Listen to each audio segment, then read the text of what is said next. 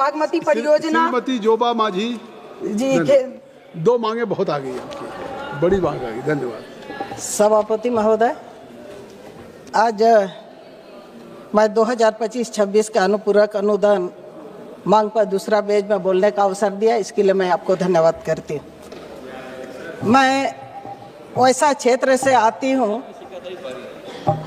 जो मेरे संसदीय क्षेत्र सरंडा जंगल पहाड़ क्षेत्र से आती हूँ, इसलिए मैं सबसे पहले तो अपने संसदीय क्षेत्र के जनता को मैं आभार व्यक्त करती हूँ और अपनी बातों को शुरू करती हूँ कि अभी अनुपूरक बजट के जब हम लोग इस पे चर्चा करते हैं, सबसे पहले तो प्रधानमंत्री आवास योजना के तहत जो ग्रामीण क्षेत्र के लाभुकों को देने का काम कर रही है भारत सरकार, सभापति महोदय, अब उसका राशि जो बहुत कम होता है और काफ़ी दूर है और उसको लेकर के उस राशि से प्रधानमंत्री आवास पूर्ण नहीं होने की वजह से घर अधूरा ही रह जाता है।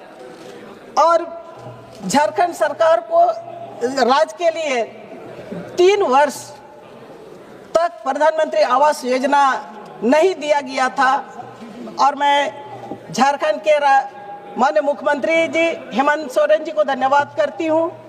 राज्य सरकार का अपना संसाधन से अब वह आवास 2 लाख रुपया करके पर लाभुक को दे करके आवास को बनाने का काम किया जा रहा है।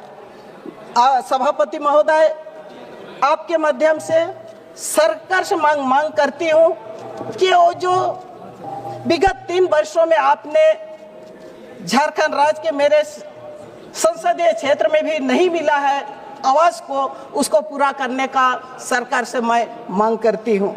उसी तरह से सड़क पुल पुलिया, सभापति महोदय, पूरा भारत देश लोग जानता है सरंडा में आए दिन आईडी विस्फोट होने के चलते सीआरपी का जवान हो, आम जान हो, हमेशा दुर्घटना होते रहता है।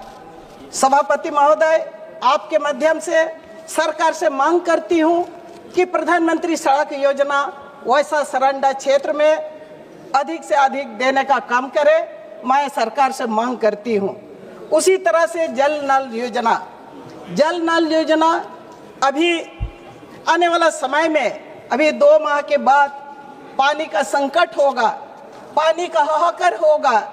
जल नल योजना के तहत जितना भी जगह पर बोरिंग हुआ हो, पानी टंकी लगा हुआ हो, पानी वहां तक नहीं पहुंच पाया है। मैं आपके माध्यम से सभापति, आपके माध्यम से सरकार से मैं मांग करती हूं कि वो जितने भी जल नल योजना के तहत पानी के लिए बोरिंग किया गया था, उसको गर्मी से पहले उसको व्यवस्थित किया जाए ताकि ग्रामीण क्षेत्र के लोग पानी से किल्लत जूझना ना पड़े। इसी तरह से एकलव्य विद्यालय अब पूरे देश में कई सैकड़ों, अब कई जगह पर आपने बना रखा है और मेरे ही संसदीय क्षेत्र में सभी प्रखंड में एकलव्य विद्यालय निर्माण किया गया है, लेकिन उसमें पूरा व्यवस्थित नहीं होने की वजह से उस विद्यालय में बच्चों का पढ़ाई भी शुरू नहीं हो पाती है।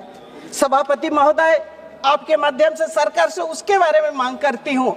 विद्यालय भवन बन चुका है, शिक्षक की अभाव है, वहाँ पर रसोई के अभाव है, सारा चीज़ों को आप पूर्ण रूप से उसको पूरा करें और विद्यालय को सही रूप से जनजातीय क्षेत्र का विद्यालय संचालन हो, मैं आपके माध्यम से मांग करती हूँ।